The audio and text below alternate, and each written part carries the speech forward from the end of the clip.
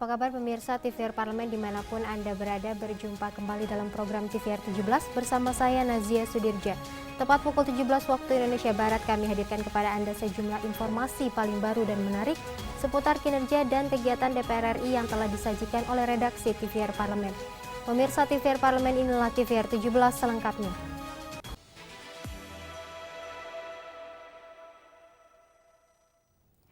Pemirsa, dalam Prolegnas 2025, Komisi 6 DPR RI mulai menyusun rancangan undang-undang larangan monopoli untuk memperkuat UMKM dan cegah dominasi korporasi agar pasal menjadi lebih adil dan UMKM bisa tumbuh.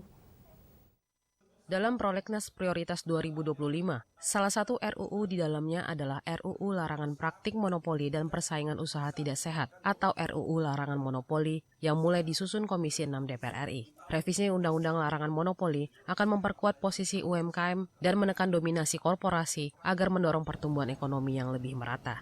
Anggota Komisi 6 DPR RI, Sada Restuwati, menegaskan pentingnya memperkuat posisi UMKM yang selama ini berperan besar dalam menopang dan menggerakkan perekonomian nasional. Namun, UMKM masih menghadapi persaingan tidak sehat dengan perusahaan besar yang tidak jarang menimbulkan kerugian, bahkan mematikan UMKM. Karena itu, RUU Larangan Monopoli penting dibahas untuk memastikan pasar yang lebih adil dan tidak didominasi korporasi. Pertumbuhan ekonomi akan bergerak semakin cepat jika UMKM diberikan ruang yang besar untuk berkembang. UMKM kita untuk bisa berkembang, jangan didominasi oleh korporasi. Bagaimanapun juga ekonomi akan tumbuh dengan pesat apabila pertumbuhan UMKM ini juga didorong. Karena dengan semakin tumbuhnya UMKM, maka pergerakan keuangan di bawah ini akan semakin tumbuh dengan cepat. Salah satu poin penting dalam revisi Undang-Undang Larangan Monopoli adalah pemberlakuan sanksi yang lebih berat bagi pelaku monopoli. Nilai sanksi akan dihitung berdasarkan persentase produksi atau penjualan pelaku usaha. Komisi 6 DPR RI berharap nantinya RUU Larangan Monopoli menjadi dukungan dan kekuatan bagi UMKM agar tidak kalah bersaing dengan korporasi besar. Dari Jawa Barat, Afif Anwar, TVR Parlemen, melaporkan. Menjelang Natal dan Tahun Baru 2026, Komisi 3 DPR RI minta Korlantas perkuat keamanan dan kelancaran lalu lintas di seluruh Indonesia, serta mengapresiasi rencana penggunaan drone untuk pantau kemacetan. Dalam menghadapi momen Natal 2025 dan Tahun Baru 2026, anggota Komisi 3 DPR RI meminta Korlantas Polri meningkatkan keamanan dan pelayanan lalu lintas sehingga mewujudkan keamanan, keselamatan, ketertiban, dan kelancaran berlalu lintas di seluruh wilayah Indonesia. Dalam rapat kerja pagi tadi, Safarudin mengapresiasi langkah-langkah yang telah disiapkan Korlantas Polri dalam menghadapi kepadatan arus lalu lintas selama momen Nataru. Korlantas Polri telah membuat parameter yang jelas, termasuk rencana kontraflow saat terjadi lonjakan perjalanan atau mobilitas masyarakat di dalam maupun antar daerah. Korlantas dinilai juga mampu menyiapkan penguatan sistem pemantauan melalui penggunaan drone untuk memonitor titik-titik kemacetan selama momen Nataru. Itu sudah disampaikan juga dengan segala macam pakai drone, memonitor terjadinya kemacetan segala macam, itu sudah lebih lengkap dan lebih cepat memonitor itu, lebih cepat langkah-langkah penanganannya. Bagus. Dan itu sudah diantisipasi juga. Ada beberapa daerah di luar Jawa yang menjadi perhatian juga untuk Nataru ini kan, seperti Sumut, Sulut, NTB. Komisi 3 DPR RI mendorong Korlantas Polri lebih meningkatkan koordinasi baik dengan kementerian dan pemerintah daerah dalam menghadapi momen Nataru. Dengan berbagai persiapan matang, langkah antisipatif Korlantas Polri diyakini akan berjalan pada jalur yang tepat untuk memastikan arus perjalanan masyarakat saat momen Nataru berjalan lancar dan aman. Bondan dan Teguh, TVR Parlemen, laporkan. Sementara itu pemirsa, Komisi 11 DPR RI minta Kementerian Keuangan permudah fasilitas pajak UMKM guna mempercepat penerimaan pajak dan dorong pertumbuhan ekonomi. Pemerintah menetapkan penerapan insentif PPh final bagi pelaku UMKM dengan ketentuan tarif PPh final 0% untuk omset di bawah 500 juta rupiah per tahun dan tarif PPh final 0,5% untuk omset di atas 500 juta hingga 4,8 miliar rupiah per tahun. Anggota Komisi 11 DPR RI mendesak Kementerian Keuangan memberikan kemudahan fasilitas pajak bagi pelaku UMKM, mulai dari tarif hingga digitalisasi pelaporan agar mempercepat target penerimaan pajak dan mendorong pertumbuhan ekonomi nasional. Fatih menyarankan insentif tarif PPh final untuk sektor UMKM berlaku permanen dan menaikkan batasan omset pelaku UMKM yang bisa mendapatkan insentif PPh. Hal itu dinilai bisa mendorong dan meyakinkan pelaku UMKM untuk menjadi wajib pajak karena dengan besarnya jumlah UMKM menjadi potensi besar untuk menyumbang penerimaan pajak. Perluasan basis pajak nasional juga bertujuan menjaga keadilan, kesinambungan penerimaan negara, dan menggenjot pertumbuhan ekonomi nasional. UMKM ini nggak akut untuk naik kelas, sehingga bisa lebih banyak lagi UMKM yang dengan sukarela mendaftarkan sebagai perusahaan ataupun sebagai usaha yang terkena pajak. Dikarenakan tarifnya rendah, banyak sebetulnya pengusaha kecil dan menengah yang ingin patuh kepada pajak. Tetapi memang ya itu tadi, bagaimana caranya kita menyampaikan pesan ini bahwa pajak ini adalah sebuah hal yang baik. Menurut laporan Kementerian Keuangan, realisasi pendapatan negara sampai triwulan 3 2025 mencapai Rp1.863 triliun, di mana penerimaan pajak sebesar Rp1.459 triliun. Hilman dan Rian, TVR Parlemen, melaporkan. Pemirsa, DPR RI kembali memasuki babak penting dalam perjalanan demokrasi Indonesia, khususnya terkait keterwakilan perempuan di parlemen. Informasi selengkapnya jangan kemana-mana, tetaplah bersama kami di TVR 17.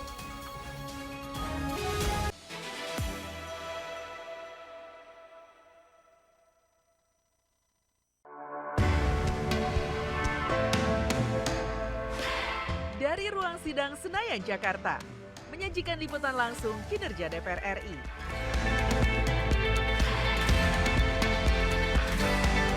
Dialog mendalam, investigasi, dan profil wakil rakyat. TVR Parlemen kini hadir 24 jam. Yuk kita kenalan dengan anggota DPR RI periode tahun ini. Dari depan kursi. Di balik kursi. Gini, di balik kursi. Aku ingin menjadi sesuatu yang mungkin bisa kau rindu. Acap kahiji, rukun sakabena, gitulah pokok nama. Semakin penasaran kan bagaimana kiprah karir politiknya? Hanya di TVR Parlemen. Selamat datang di Biro Pemberitaan Parlemen. Anda memasuki kawasan zona integritas menuju wilayah bebas dari korupsi atau WBK dan wilayah birokrasi bersih dan melayani atau WBBM. Biro Pemberitaan Parlemen berkomitmen penuh untuk mewujudkan wilayah bebas korupsi dan wilayah birokrasi bersih dan melayani. Komitmen kami, pejabat dan jajaran memiliki komitmen tinggi untuk mewujudkan WBK dan WBBM melalui reformasi birokrasi, khususnya dalam hal pencegahan korupsi dan peningkatan kualitas pelayanan publik. Kedua, bebas dari korupsi dengan terwujudnya wilayah bebas korupsi atau WBK, yang artinya bebas dari KKN, gratifikasi dan dari segala bentuk pungutan liar atau pungli. Terakhir, pelayanan prima dengan terwujudnya wilayah birokrasi bersih melayani, yaitu dengan meningkatnya kualitas pelayanan publik dan tercapainya kepuasan masyarakat terhadap pelayanan.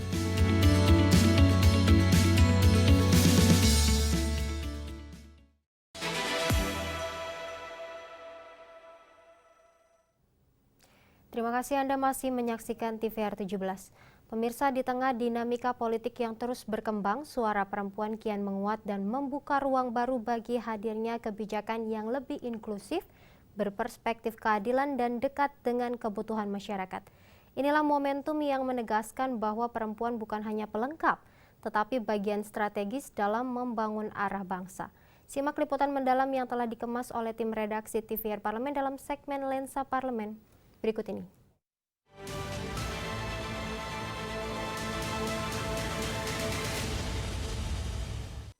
Perjalanan panjang perjuangan keterwakilan perempuan di lembaga legislatif Indonesia telah mencapai satu babak penting, terpenuhinya kuota 30% di parlemen. ini bukan sekadar angka statistik, melainkan simbol ketahanan dan kompetensi yang teruji. Namun, kini parlemen menghadapi tantangan berikutnya yang lebih substantif, yakni mengubah kehadiran menjadi kekuatan penentu. Momen penyusunan struktur kepemimpinan komisi dan alat kelengkapan dewan saat ini menjadi panggung penentu. Inilah waktu yang tepat untuk memberikan peran yang lebih besar dan lebih strategis kepada para legislator perempuan. Harapan ini disuarakan lantang oleh Karmila Sari, anggota Kaukus Perempuan Parlemen. Bagi Karmila Sari dan kawan-kawan di Kaukus Perempuan Parlemen, peningkatan komposisi perempuan di DPR RI periode ini adalah prestasi yang layak diangkat sebagai modal. Ia menegaskan pencapaian kuota 30% bukanlah perjalanan yang mudah, butuh kerja keras untuk menembus dominasi yang selama ini ada. Nah, ini kita harapkan menjadi pertimbangan dari masing-masing fraksi untuk bisa memberikan kesempatan, terutama tadi di Komisi 8, karena itu memang ada yang namanya Kementerian Pemberdayaan Perempuan dan Perlindungan Anak. Dengan hal demikian juga tadi ada beberapa hal yang kurang proporsional di komisi-komisi lain, ini juga harus menjadi pertimbangan juga dari fraksi. Ada kalanya ataupun ada baiknya dari kita, Kaukus Perempuan Parlemen ini mungkin memberi surat ataupun mungkin beraudiensi untuk mengingatkan daripada pimpinan di AKD untuk memberikan kesempatan seperti itu gitu. Karena kita berharap karena isu perempuan itu hampir ada di setiap komisi. Karmila Sari berharap setelah pelantikan dan penyusunan struktur kepemimpinan selesai, program-program Kaukus Perempuan Parlemen dapat dijalankan dengan lebih terarah. Mereka melihat momen ini sebagai kesempatan emas untuk mendorong transformasi yang lebih adil dan inklusif. Tidak hanya di lingkungan parlemen, tetapi juga hingga ke tingkat pemerintahan. Inisiatif ini bukan sekedar perebutan kursi kekuasaan, melainkan upaya mendasar untuk mewujudkan kesetaraan substantif. Membuka pintu bagi perempuan untuk memimpin adalah investasi bagi kualitas demokrasi Indonesia. Demokrasi yang lebih peka, lebih inklusif, dan lebih representatif terhadap semua warganya. Mendorong Sri Kandi Parlemen ke meja pimpinan adalah janji untuk masa depan legislasi yang lebih berwarna.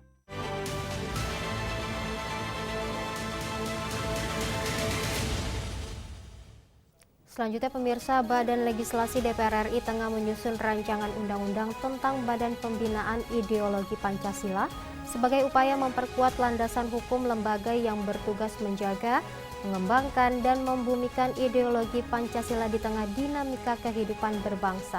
Informasi selengkapnya usai jeda berikut, tetaplah bersama kami di TVR 17.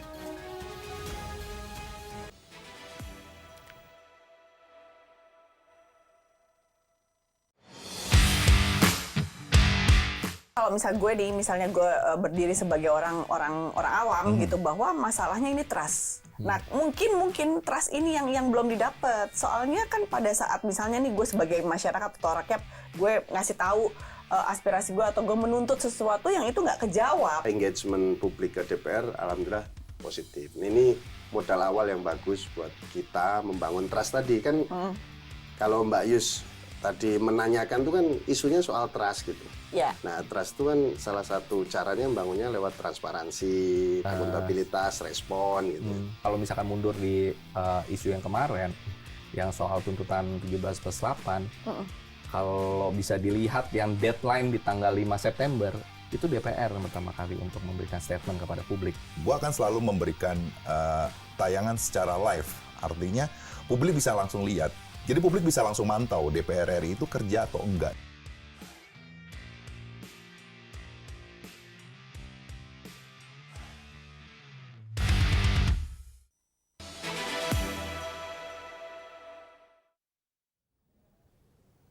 Anda kembali menyaksikan TVR 17. Pemirsa, melalui rancangan Undang-Undang BPIP, DPR RI berupaya memastikan kewenangan, fungsi serta arah kebijakan memiliki dasar hukum yang lebih kuat, terukur dan akuntabel sehingga mampu menjawab kebutuhan penguatan karakter kebangsaan secara berkelanjutan. Bagaimana arah dari RUU BPIP ini pemirsa? Untuk membahasnya berikut laporan rekan Vincent Aldi dari Gedung DPR RI Senayan, Jakarta. Pemirsa TVR Parlemen dimanapun Anda berada, saat ini saya sedang berada di dalam ruang rapat dari Badan Legislasi DPR RI, di mana pemirsa Badan Legislasi DPR RI saat ini sedang menyusun dari rancangan undang-undang dari tentang BPIP sebagai langkah strategis untuk memperkuat kedudukan dan fungsi dan juga efektivitas dari BPIP dalam melaksanakan pembinaan terhadap ideologi Pancasila maksud kami di Indonesia. Nah, pemirsa, penyusunan undang-undang ini juga dipandang sebagai suatu keurgensian mengingat tentang kebangsaan semakin kompleks yang tentunya juga kebutuhan harmonisasi terkait regulasi serta perlunya juga mempertegas tentang mandat BPIP agar lebih responsif, adaptif dan juga memiliki dasar hukum yang tentunya yang kokoh. Dan pemirsa, untuk membahasnya lebih lanjut telah bergabung bersama saya salah satu anggota dari Badan Legislasi DPR RI, yaitu Bapak Riko Menuza dari fraksi Golkar. Bapak, bagaimana terkait dengan urgensi dari RUU BPIP ini sendiri, Pak? Ya, yang pasti kan tadi kita sepakat ya, tadi beberapa kawan-kawan menyampaikan kita sudah berapa kali melaksanakan rapat dengar pendapat umum. Jadi saya kira ini sudah cukup panjang ya. Yang pasti kita semua sepakat bagaimana keberadaan lembaga ini kan tentu harus diperkuat karena kan kita tahu permasalahan-permasalahan semakin kompleks, kejadian-kejadian yang sering berulang, entah itu radikalisme ya kan dengan berbagai macam tantangan dan ancaman tidak hanya dari dalam maupun luar, tetapi kan kita tahu kejadian-kejadian yang sudah ada di anak-anak pelajar hari ini yang berapa kali terjadi di Jakarta ini kan tentu ini menjadi perhatian serius dari pemerintah. Mudah-mudahan dengan ya hari ini kita sudah menyelesaikan penyempurnaan, nanti siang dilanjutkan dengan pandangan mini fraksi yang mudah-mudahan ini memperkuat keberadaan BPIP yang akan sama-sama kita junjung bagaimana ya kita harapkan Pancasila ini sudah tidak ada kata lain lagi kita bagaimana kita harus dengan keberadaan kita dan pengalaman-pengalaman yang sudah pernah terjadi di bangsa ini ya mudah-mudahan ke depan kita lebih secure bagaimana untuk way of life-nya bangsa Indonesia ini benar-benar bisa lebih dikuatkan keberadaan lembaga ini. Poin-poin penting apa saja Pak yang diperjuangkan dari Balik sendiri Pak di RUU ini?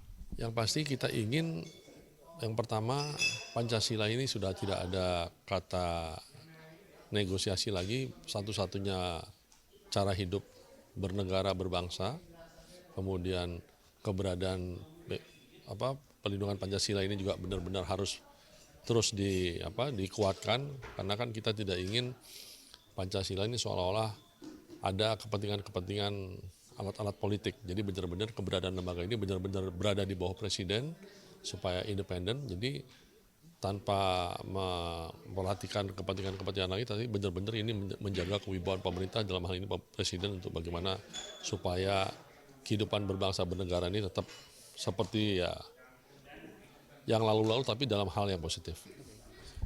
Pak, sejauh mana RUU ini sudah dirancang dan juga poin-poin apa saja yang menjadi target? Ya. Saya kira kan hari ini sudah finalisasi ya dari beberapa bulan kemarin dan sejak bulan Juni karena sudah cukup panjang. Jadi finalisasinya tentu yang pertama kita ingin bagaimana kelembagaan ini diperkuat. Kan ada wacana bagaimana lembaga ini kalau perlu lembaga negara ya tingkat kalau perlu ada menteri khusus yang untuk membidangi menyangkut masalah ideologi Pancasila. Kemudian keberadaan ini juga ya saya kira hal-hal ini nanti akan disampaikan pandangan mini fraksi kan saya juga belum tahu apa gambaran tadi masing-masing fraksi menyangkut masalah ini. Tapi yang pasti kita semua fraksi sepakat keberadaan BPIP ini tentu wajib dipertahankan dan bagaimana harus ditingkatkan dikuatkan posisinya. Terima kasih banyak Bapak. Masih ya. Selamat bertugas kembali Bapak. Masih ya. Siap. Baik, pemirsa, demikianlah wawancara saya dengan salah satu anggota dari Badan Legislasi terkait dengan RUU dari BPIP. Terima kasih atas perhatian Anda dan saya kembalikan ke rekan saya di studio. Selanjutnya pemirsa, apa saja yang menjadi sorotan di media online nasional pada hari ini? Usai jeda tetaplah di TVR 17.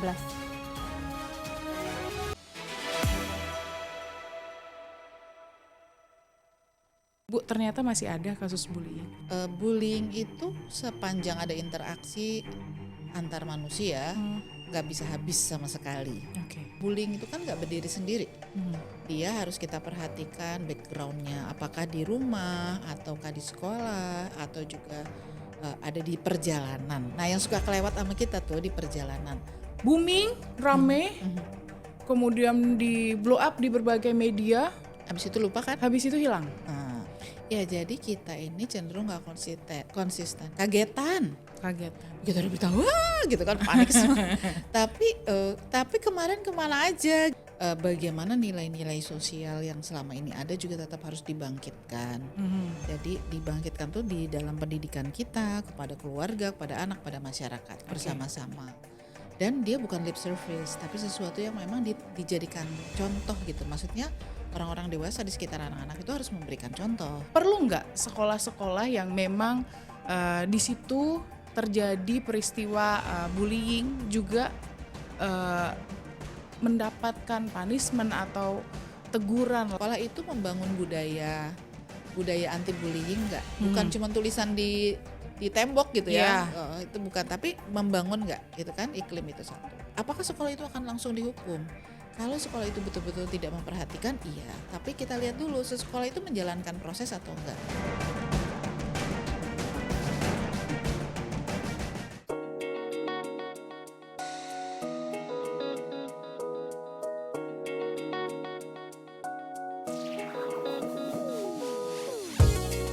Kehadiran mereka tidak hanya mewakili suara perempuan, tetapi juga membawa perspektif yang beragam serta pengalaman hidup yang unik ke dalam proses pembuatan kebijakan.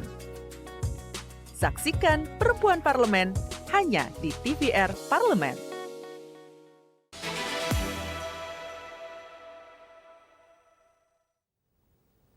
Pemirsa, kali ini kita masuk ke segmen media online nasional. Mari kita simak isu apa saja yang menjadi sorotan media, serta tanggapan dari sejumlah anggota Dewan bersama rekan kami Dadi Ramadan. Silakan Dadi.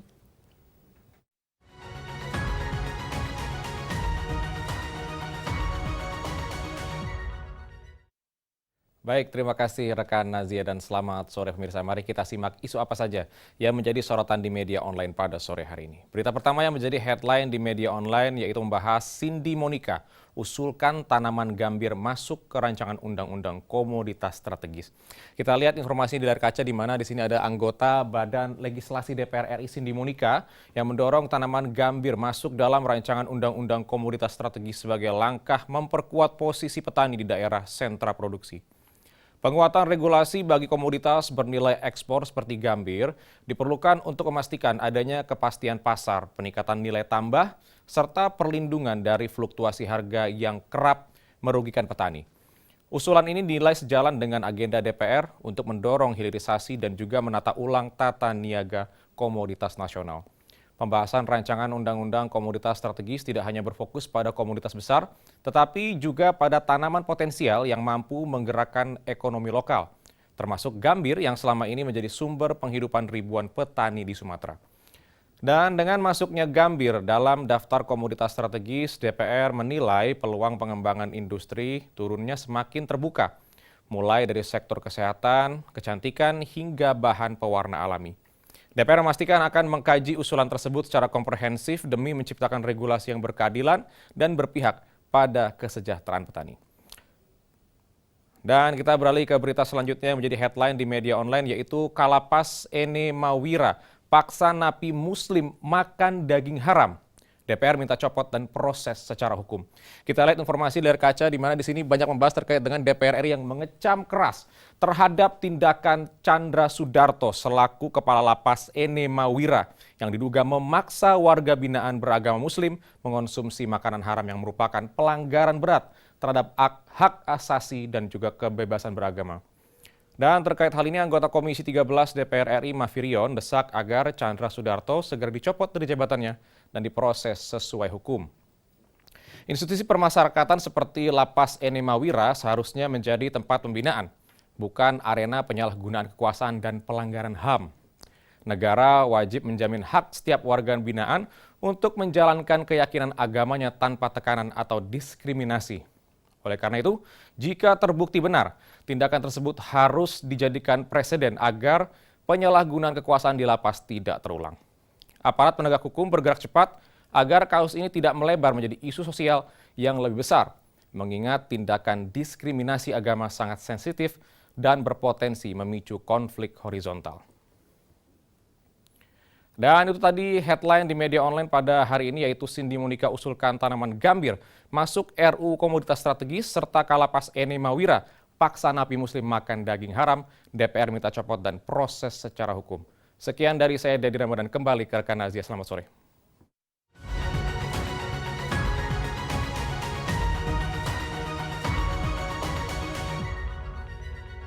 Terima kasih rekan Dadi yang telah menyampaikan sejumlah update sorotan dari media online nasional pada hari ini. Pemirsa, segmen media online tadi sekaligus menutup program TVR 17 edisi sore hari ini. Saya Nazia Sudirja beserta seluruh kru TVR Parlemen yang bertugas mengucapkan terima kasih dan pamit undur diri dari hadapan Anda. TVR Parlemen, referensi Indonesia.